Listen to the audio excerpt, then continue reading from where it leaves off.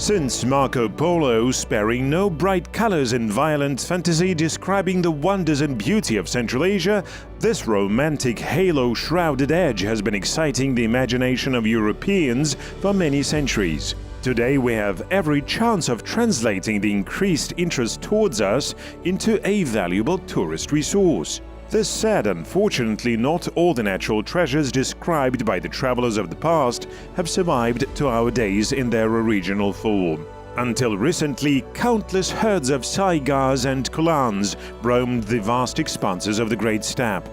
In the Tian Shan Mountains, people and snow leopards hunted morels, mountain goats and argali, but their populations did not get smaller. Wildlife seemed capable of reproducing itself endlessly. But once the moment came when, in their offensive on the nature, humans had crossed an invisible red line. In 1979, 40 mammal, 56 avian, and a huge number of plant and small animal species got red-listed as rare and endangered. Nowadays, the state, business and civil society have to try very hard spending money and withdrawing significant territories from economic management in order to preserve the remnants of their former wealth. Нужно сказать, что через эту грозную стадию прошли почти все страны. I have to say that almost all countries around the world have passed through this sad stage. Связанные с ним демографические. Maybe except for those who have not been affected at all by the technological progress and demographic explosion associated with it. Были уничтожены. In Europe and North America, at the end of the 19th century, many wild animal species were simply destroyed, while others were saved and subsequently restored their populations at the cost of great effort and money. Consolidation of the entire society was required, starting with politicians, governments, scientists, and teachers down to kindergarten teachers. As the main stakeholders and financial donors, the hunters had played a significant role in the process.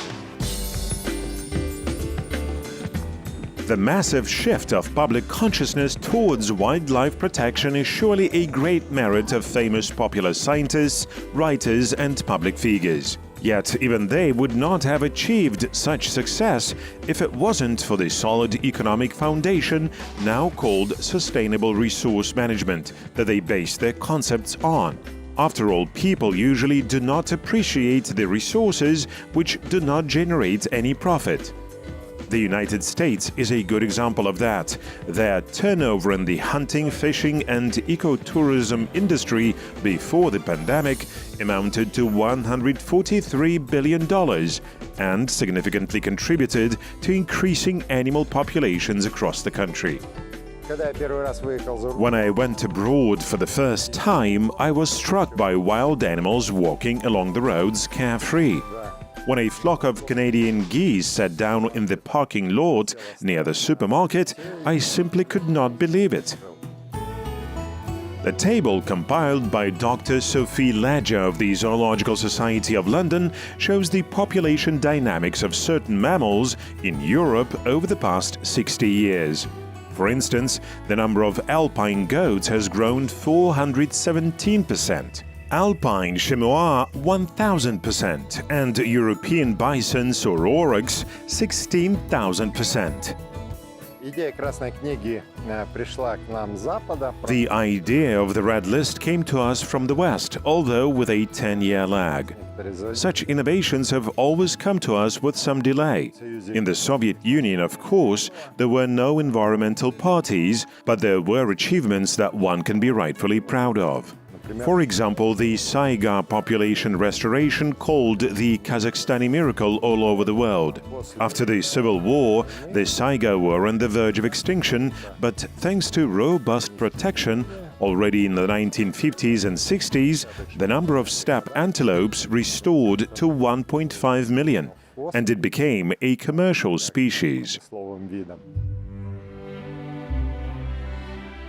After the collapse of the Soviet nature protection system, the sector got into stagnation. But as new social and economic relations started emerging, the updated ideology and ideas about patriotism appeared as well, and the public environmental consciousness began to slowly gain momentum. Over the past 5 years, our association Tabigat has been dealing with issues related to the rational use of animal resources. An accredited association, we have achieved certain success in terms of sector-specific laws and bylaws. Nevertheless, we are still facing significant challenges which we are not yet able to address. We lack parliamentary representation. This year, Kazakhstan has witnessed great political transformations, and we were offered to participate in establishing the Green Party of Kazakhstan, focusing, as is evident from the title, on ecology.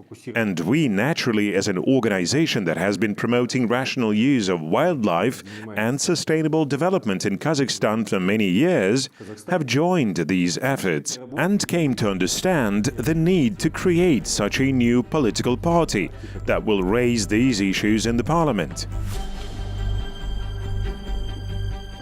In the 70s of the last century, separate groups of environmental scientists began uniting in social movements and, in the end, created their own political parties.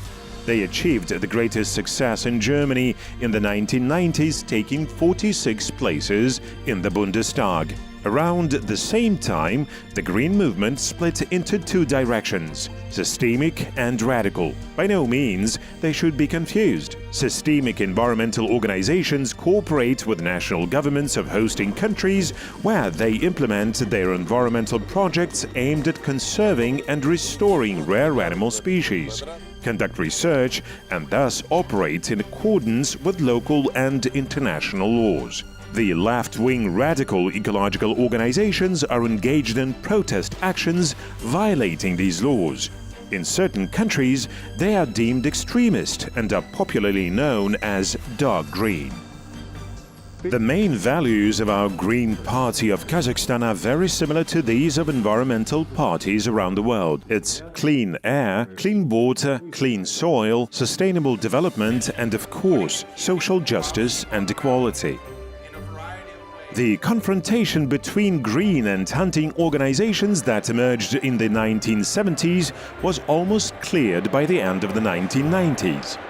In accordance with international conventions, charters of the International Union for the Conservation of Wildlife, as well as United Nations, hunting is now recognized as a sustainable model of environmental management. Therefore, it fully fits the concept of green economy, because today, hunting farms are recognized as productive organizations that not only use but also effectively preserve animal resources. Kazim Makambetovich, will we have a chance to see the work that you are doing in the fields, forests and mountains?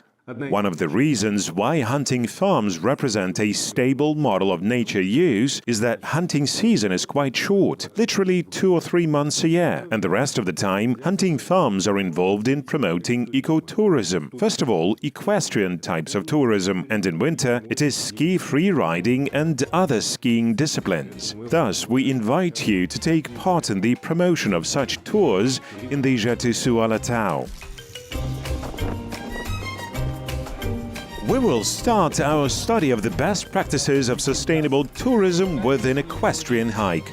To do this, we had to get to the Tastau hunting farm campsite, 14 hours drive from Almaty. The project covers the territory of the Koksu Reserve, Tokta Reserve and 2 hunting farms. Here comes the Bais Plateau. Will it be scary? No doubt.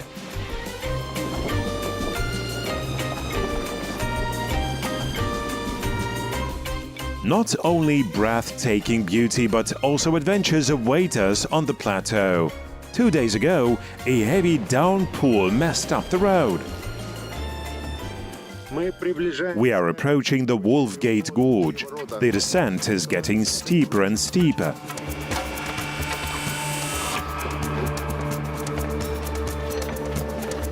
On the left, whitening with snow peaks, there stretches the Tastau Ridge.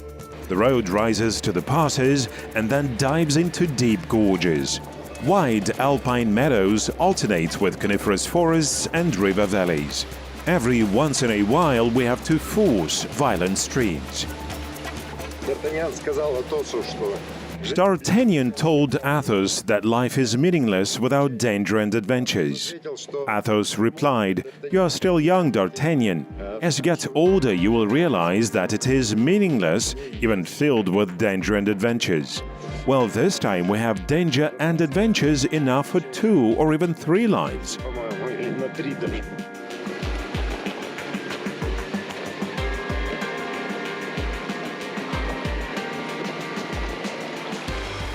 Here comes the first representative of the local animal world, Central Asian viper. For adults, its bite is not fatal, although rather painful, but it can be quite dangerous for children.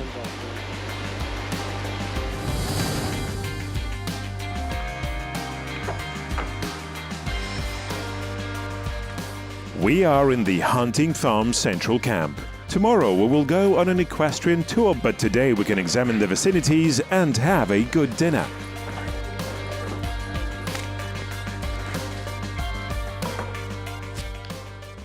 Здесь уютные There are cozy 2-room suites, and they say there is also a sauna. Есть и баня. The additional difficulty of traveling in the mountains is that the weather forecasts rarely come true here. Rain can start and end quite unexpectedly. Sometimes the weather changes several times a day, so it's better to have a raincoat and a waterproof gear cover with you.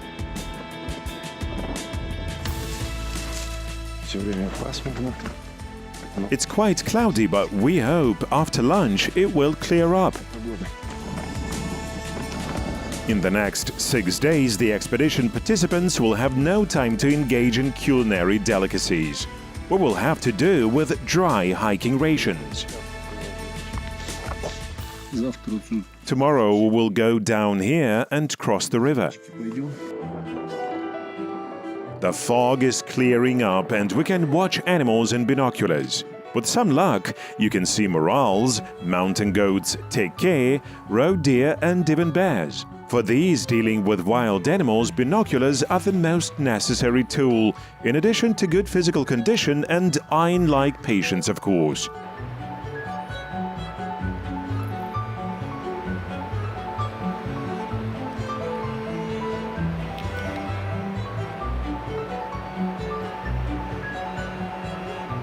A lot of fresh bear tracks. It was here not so long ago. Numbers are boring, but experience shows that without reliable accounting, it is difficult to establish something sustainable, including a hunting farm. To begin with, it is necessary to inventory all wild animals. It turns out to be not as easy as it might seem at first glance.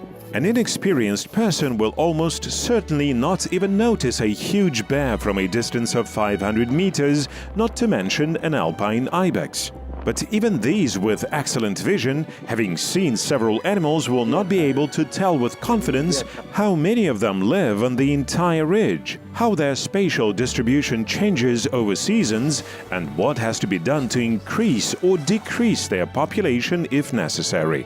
This is sustainable management. Moreover, the recommendations and standards which are good for one locality can be destructive somewhere else. This is called adaptive resource management, and only a well-trained specialist can count such hidden animals as snow leopard, provided he or she has special equipment. Scientists from the Institute of Zoology of Kazakhstan are monitoring the animal world. Special accounting routes are laid across the examined area fitted with photo traps. During the day, animals hide in thickets, and in the morning and evening they go out to open places. This is the heyday time for zoologists. They carefully scan each gorge with binoculars and log the coordinates of each animal encounter using a special smartphone application. It is also necessary to determine animal sex and age. No doubt, even the most experienced specialists cannot see with their own eyes all animals and birds in a particular area. They harvest a significant share of their data from photo traps.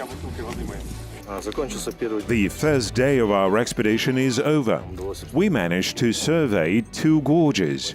We passed the Big Pass, 3,300 meters above sea level, and have installed 4 photo traps there.